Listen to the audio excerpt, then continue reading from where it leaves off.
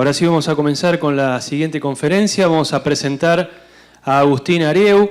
Él es licenciado en Organización Industrial, licenciado en Economía, MBA, director de Operaciones del Instituto Alexander Fleming, decano de Ciencias Organizacionales y de la Empresa de la Universidad de Flores y presidente de la Asociación Argentina de Gestión Operativa en Salud. El tema que va a abordar es el emprendimiento corporativo como estrategia de innovación. Bienvenido, Agustín. Muchas gracias.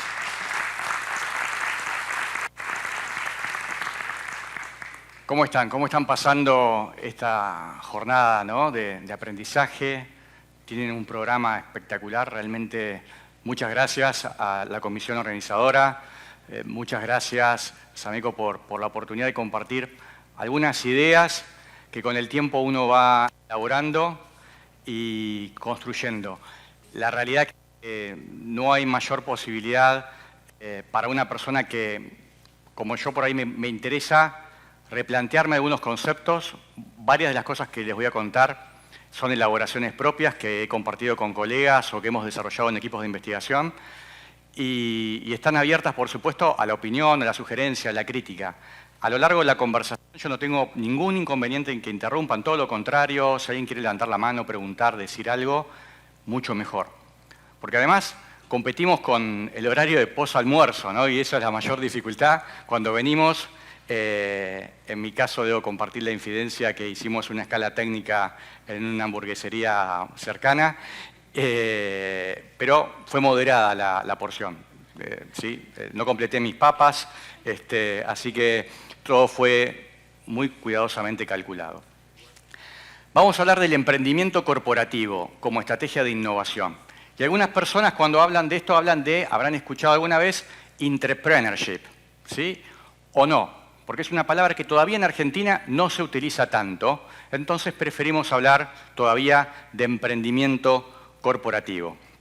Y son tres las condiciones que las empresas o las organizaciones en general, si le prestan suficiente atención, van a mejorar notablemente las posibilidades de éxito. Estos tres factores son justamente, y qué mejor que este público para subrayar este factor, la eficiencia operativa. Es una condición fundamental para el éxito de las organizaciones. Pero también la consistencia estratégica, que podríamos definir como una cierta coherencia interna. Existe consistencia estratégica cuando las acciones de cualquier organización cumplen con las expectativas de la dirección y a su vez la dirección está alineada con el mercado, con el entorno.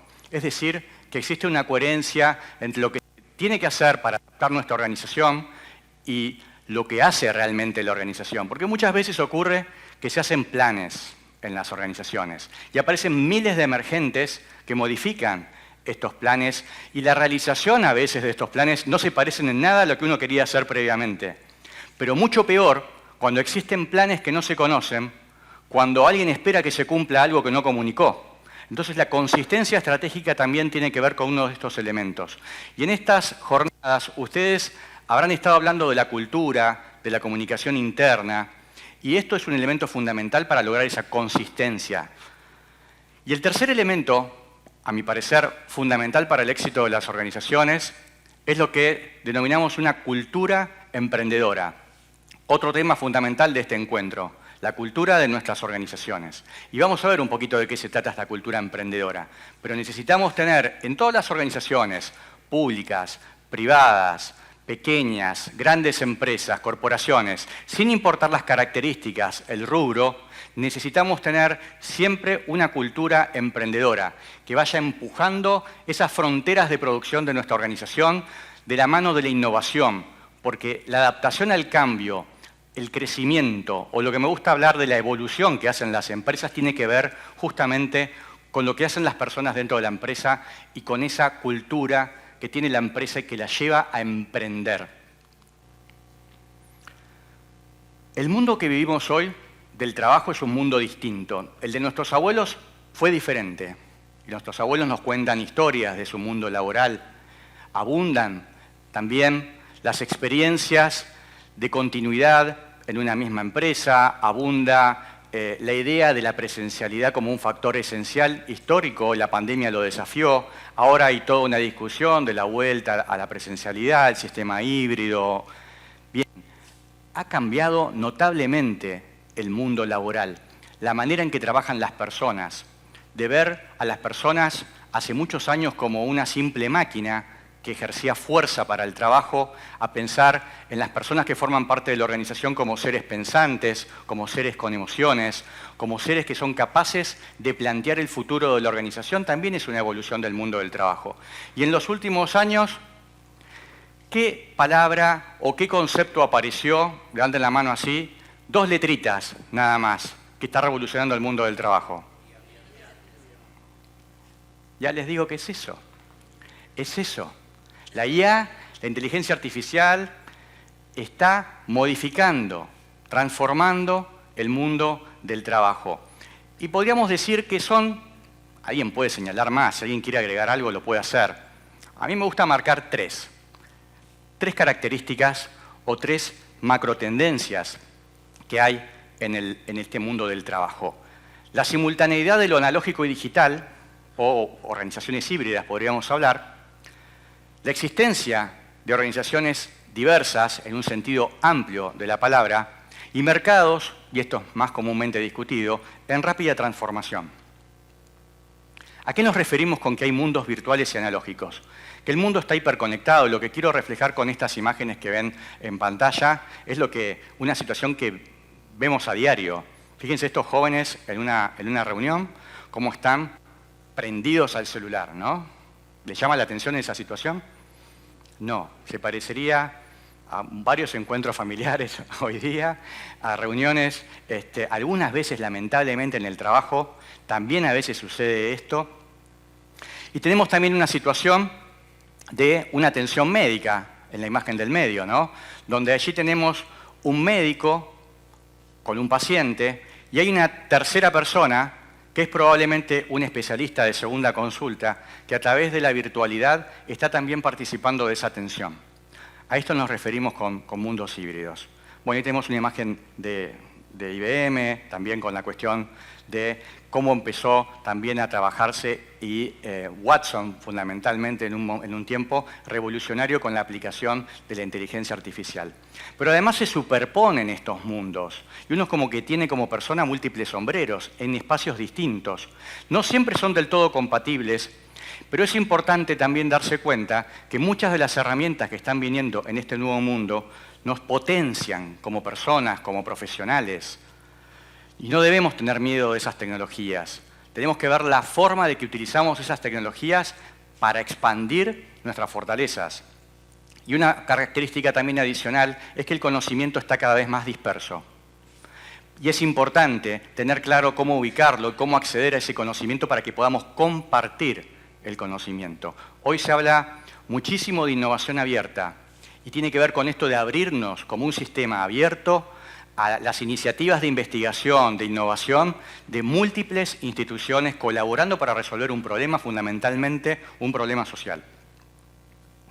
De la diversidad se habla un montón, pero no siempre se habla de todo tipo de diversidad. Y acá menciono solamente algunas y hay más tipos de diversidad. Ahora, esta diversidad, esta pluralidad en los ámbitos de trabajo aportan una riqueza extraordinaria. Y muchas veces se pone el énfasis de la diversidad en el derecho y pocas veces en la producción. Y la diversidad tiene mucho que aportar a la producción, porque cuando unimos personas con mindsets distintos, con experiencias de vida diferentes, con maneras de relacionarse con la vida y con su entorno distintas, se multiplican las posibilidades de innovación. Crece el mundo que conocemos como organización, se expande nuestra mente organizacional y somos capaces, si lo articulamos bien, de innovar más. Y es muy importante darse cuenta que tener diversidad en una organización no significa mezclar gente diferente. Eso puede ser incluso problemático. Lo importante es articular adecuadamente las diferencias en la organización para que exista una cohesión que permita generar climas de trabajo compartir conocimiento y maneras de ver el mundo y colaborar. Entonces, la diversidad debe gestionarse.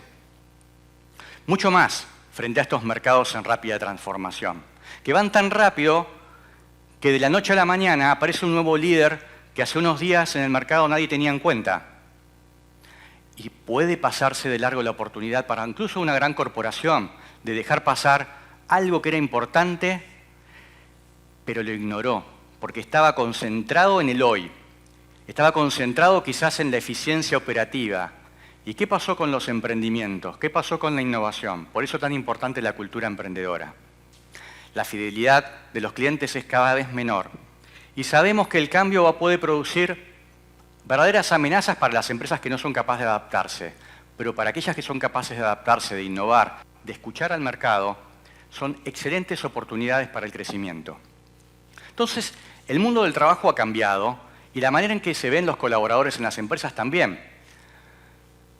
Y frente a las características que veíamos recién, podríamos contraponer del otro lado las características que se requieren hoy de un colaborador que sean compatibles con este nuevo mundo del trabajo. Y podríamos mencionar que para, por ejemplo, esta realidad analógica, digital y organizaciones diversas, requerimos colaboradores que tengan mayor afinidad con la tecnología, que sean capaces de estar aprendiendo permanentemente. Y frente a los mercados en rápida transformación, esa curiosidad, ese querer conocer cómo funcionan las cosas, eso escuchar algo que no conozco y salirme de mi zona de confort para aprender cosas nuevas. El aprendizaje permanente es una capacidad fundamental para estos nuevos colaboradores de hoy y del futuro. Y hay una frase muy trillada, muy común, que dice, se van a acordar, pero es media vieja, parece medio también de nuestros abuelos, ¿no? Como era que si tiene pico de pato, ¿no? Patas de pato, hace cuac, debe ser un pato, ¿no? Y entonces cuando hablamos de estos nuevos, de este nuevo trabajador del futuro, ¿no? Estos nuevos colaboradores con todas estas características, se parecen mucho sus características a las características de un emprendedor. Pero estamos utilizando esas mismas características para referirnos a alguien que trabaja dentro de una empresa. ¿Pero cómo? ¿No tiene que renunciar? No, son las características que se necesitan en esta empresa para que esta empresa mejore. Solamente que ahora nos estamos refiriendo a una nueva figura del mundo laboral, que es el intrapreneur. No es alguien que está pensando en abrir su propia empresa, está pensando en hacer, está pensando en construir, está pensando en emprender, está pensando en crear valor, está pensando en innovar dentro de la empresa de la que formo parte, con la empresa de la que formo parte, con la organización, la institución de la que formo parte. Estoy tratando de expandir esa organización de la que formo parte. Y acá está la importancia, no tan moderna que se le estaba dando, porque Modigliani ya en la década del 50 veía a las empresas cuando las definía, ¿no? como una sumatoria del valor actual de los distintos flujos de fondos, una visión muy financiera, ¿no? De los distintos flujos de fondos que se generan en todas las actividades de la empresa. Y la idea central en estos modelos y en esta perspectiva es que cada una de las personas que forma parte de la organización tiene que estar viendo cómo construye valor que multiplica a su vez el valor de la propia organización. Entonces, viejos conceptos, nuevos contextos, nuevas ideas, para un futuro que no empezó hace 2 días, que es una historia que se va contando, que tiene una coherencia, que tiene una lógica, y que muchos de los que estamos acá presentes no nacimos en esta historia de la era de la transformación y de la economía digital en el último año ni post-pandemia. Sí, la pandemia aceleró muchas cosas, pero muchos de los procesos que se aceleraron en la pandemia se iniciaron antes. ¿Hasta acá se entiende? ¿Más o menos la idea? Sí, claro. Totalmente.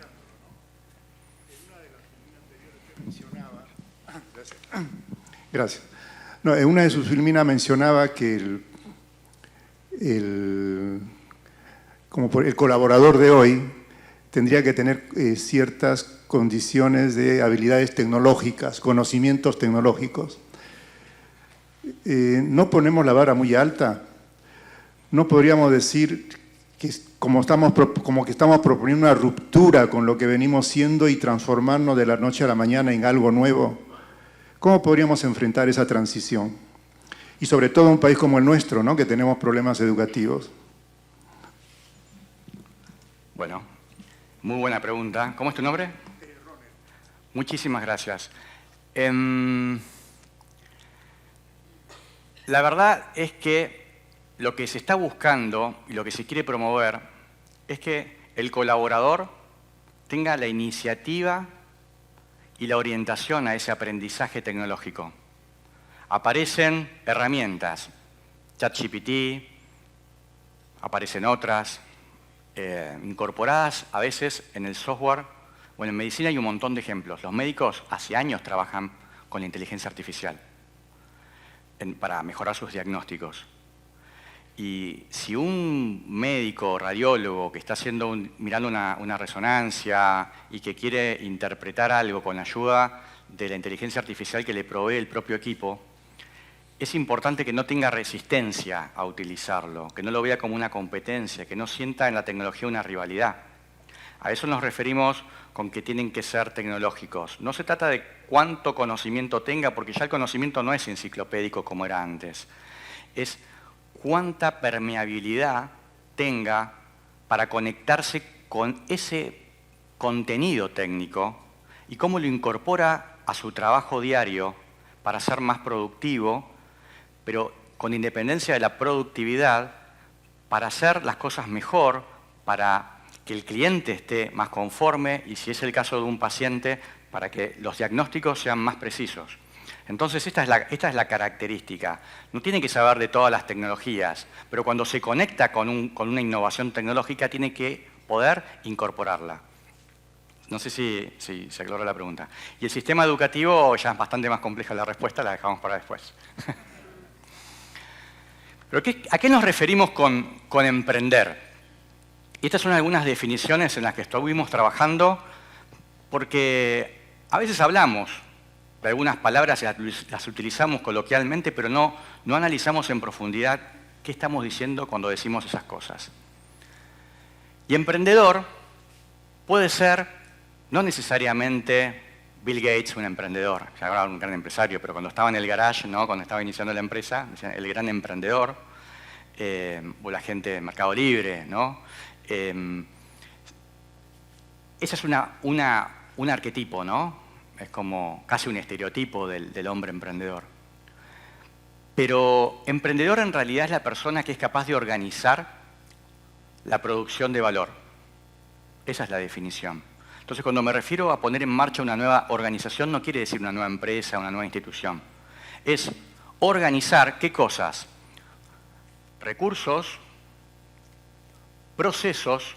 Acá hay muchos especialistas en procesos. Levanten la mano las personas que acá trabajan con procesos. La gran mayoría. Organización es recursos, procesos y personas con un propósito. Entonces, ¿qué tiene que hacer un emprendedor? Juntar todo esto con un propósito. Eso lo convierte en un emprendedor. Y se van a dar cuenta, mientras estoy diciendo esto, entonces yo también soy un emprendedor. Y se dan cuenta que no están alejados de este mundo del emprendimiento corporativo y que están muy cerca de ese mundo. Y por otro lado, una definición que podríamos agregar, que se desprende de esta misma, es que un emprendimiento es una propuesta de valor organizada. Pero la clave es la propuesta de valor. Entonces hoy hay modelos como el Canvas que se utilizan para delinear una nueva propuesta de valor, y es central. Si tienen en cuenta el modelo de Canvas, ¿alguien lo conoce? ¿Sí? Ven que la propuesta de valor es algo que se discute principalmente en esto, ¿no? Los recursos, las alianzas, etc. Pero lo que se tiene que cranear mucho más es de qué forma esto que estoy haciendo soluciona un problema para alguien, le genera un mayor bienestar. Entonces, la idea de emprendimiento no es una idea economicista.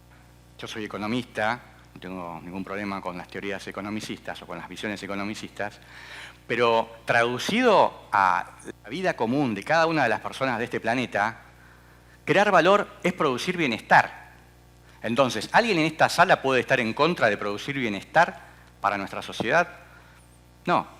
Y créanme que todos ustedes tienen la capacidad de producir bienestar para alguien que los rodea. Todos tienen la capacidad de convertirse de alguna forma, si lo hacen dentro de una organización, en intrapreneurs.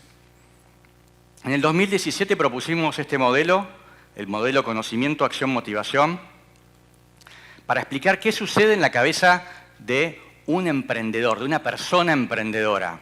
Y hay como 3 momentos que describen, ¿no? Casi secuenciales, que describen lo que está ocurriendo en su mente.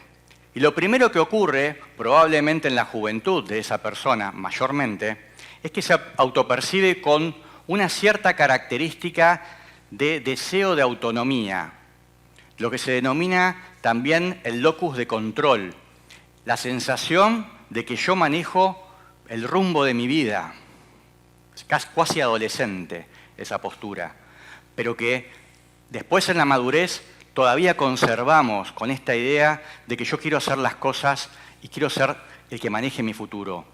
Y cuando soy consciente de eso, y además tengo esa sensación interna ante una situación, ante un gap entre realidad y deseo o ideal, me interesa resolverlo, lo que se denomina el deseo de transformación, actúo para resolverlo y lo llevo a la acción. Y en la acción es cuando yo empiezo el emprendimiento, y esto ocurre cuando de alguna forma, consciente o inconscientemente, sopeso el desafío que representa el emprendimiento con mis propias fortalezas personales. Yo puedo tener un montón de debilidades, pero van a ser mis fortalezas personales, si las logro identificar, donde yo puedo apalancar mis proyectos, fundamentalmente en mis fortalezas. Por eso hay que ser consciente de las fortalezas. Y yo recomiendo listarlas, hacer un listado, trabajarlo con amigos, con los familiares. Escriban 10 cosas en las que son muy buenos. Seguramente van a encontrar muchas más. Y emprender no es suficiente, porque después hay que mantener en el tiempo eso que inició. Uno pone en marcha, es como un motor híbrido, el emprendimiento. Uno lo pone en marcha, acá en el modelo, en la acción, ¿sí? Pero después hay que sostenerlo en el tiempo y ahí está funcionando el segundo motor. Y este segundo motor que nos mantiene en el tiempo y que si nos caemos nos ayuda a levantarnos, una y mil veces, las veces que haga falta para persistir, y la persistencia es claramente una característica de las personas emprendedoras, tiene que ver con las cosas que nos mueven como seres humanos. ¿Qué nos motiva? Nuestra familia, nuestro desarrollo profesional, el hacer. Tenemos que ser conscientes de las cosas que nos motivan para sostenernos. Y de las fortalezas que podemos identificar, yo creo que estas 3 que están en pantalla son las más importantes. Alguien puede agregar otras. Pero el deseo de transformación, esa como, no sé, cierta urticaria que se me produce cuando estoy viendo algo que puede ser un problema social, puede ser alguna asimetría entre gente que se preparó mucho en algo pero que el mercado no lo está contratando, puede ser alguien que tiene algún conocimiento pero tampoco puede llegar con esa propuesta al mercado porque no siempre las cosas suceden como queremos, y podemos resolver eso, o la falta de agua en una localidad, o la falta de luz, o que no tienen posibilidades de desarrollo porque no pueden, no sé, plantar una planta porque tiene el suelo tan seco que a lo mejor se puede hacer algo. Israel construyó un oasis en medio del desierto. ¿Por qué si lo pudieron hacer ellos no lo podemos hacer nosotros también? Y a mí me gusta viajar mucho por Argentina. Estuve en Corrientes la semana pasada y uno ve tanta tierra y tantas posibilidades. ¿Y por qué no se ve la producción? ¿Por qué falta producción? ¿Por qué no hay innovación en muchas cosas que podríamos hacer? Porque está faltando el deseo de transformación. Y la productividad social es otra fortaleza importante, porque llevarse bien con la gente está muy bien. Habilidades sociales se habla mucho en recursos humanos, pero productividad social es un escalón más. Es hacer de esas habilidades sociales una fortaleza para articular productivamente la gente con la que estamos. Y poder coordinarlos también o incentivarlos o influenciar positivamente para que puedan adherir a ese proyecto, a ese sueño, a esa propuesta de valor que yo estoy impulsando. Y por supuesto la orientación al aprendizaje permanente que habíamos mencionado antes. Entonces, ¿cómo se relaciona todo esto con las organizaciones? ¿Hay gente de recursos humanos acá? poquitos. Allá hay una, bueno, hagan levante la mano, primero chicato, allá hay más, allá hay más. ¿Cómo se transformó recursos humanos, no? Dave Ulrich, conocen a Dave Ulrich, si no, léanlo, escribe mucho sobre la agenda, hace muchos años que escribe mucho sobre la agenda de recursos humanos. Y recursos humanos tiene que estar pegado al negocio, embarrado de los procesos y de los negocios. Por eso es que bueno, gente de recursos humanos en un encuentro como este, ¿no? Una sociedad de mejora continua, en un encuentro de estas características, porque recursos humanos es un aliado estratégico del negocio. Y entonces, ¿cómo se relaciona esto del espíritu emprendedor y el talento en las organizaciones? Porque hay que empezar a ver esto del espíritu emprendedor, tener intrapreneurship en las organizaciones como una supercompetencia. ¿Vieron cuando están reclutando en recursos humanos y arman el perfil? La descripción de puesto, el perfil, y van luego al screening y las entrevistas. Empezar a ver también, no siempre,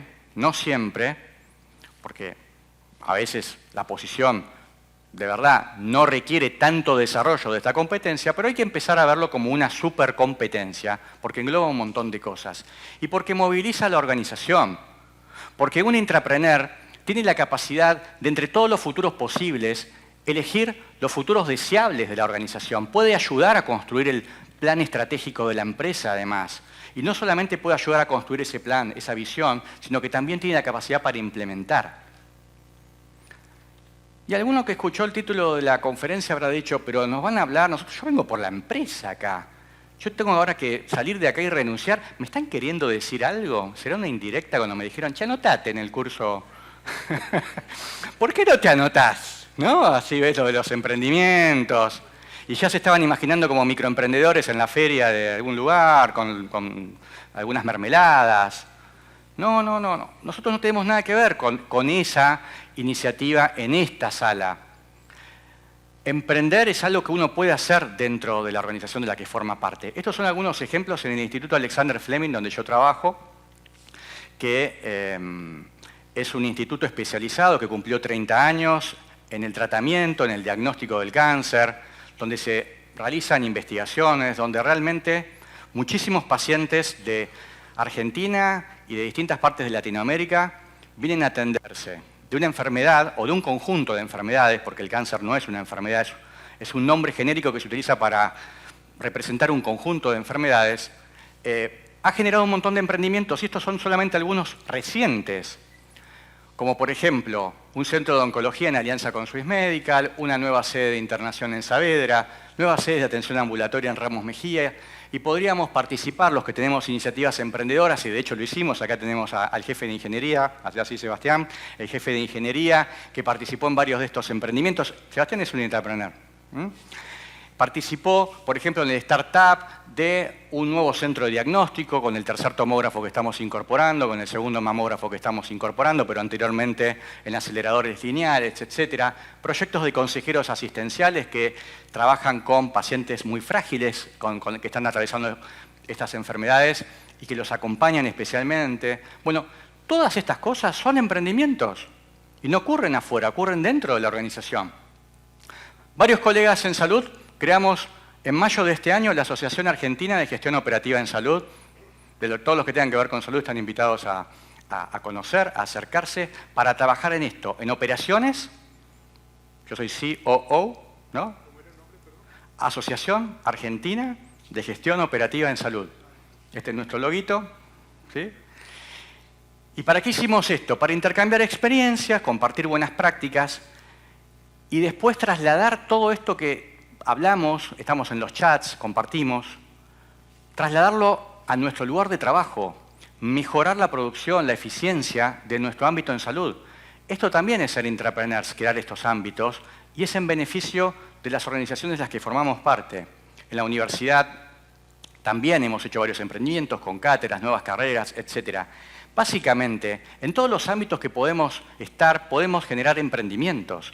Y la cultura, con todo lo que da origen a una cultura, se construye sobre personas y no va a haber una cultura emprendedora si no hay emprendedores dentro de la organización.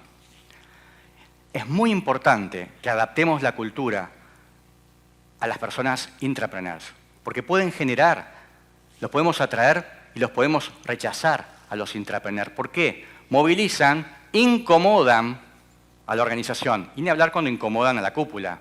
Pero lo cierto, bueno, ahí no, los escenarios probabilísticos no son tan buenos en esos casos. Idealmente es mejor preparar la organización para recibirlos. Los programas de jóvenes profesionales son un gran ejemplo también dentro de las empresas porque incorporan personas emprendedoras.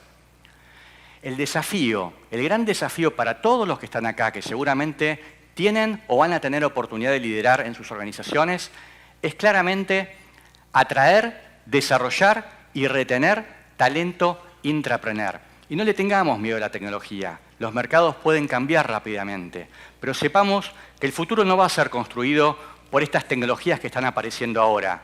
El futuro le pertenece a las personas que logren hacer estas tecnologías parte de la vida cotidiana. Muchas gracias.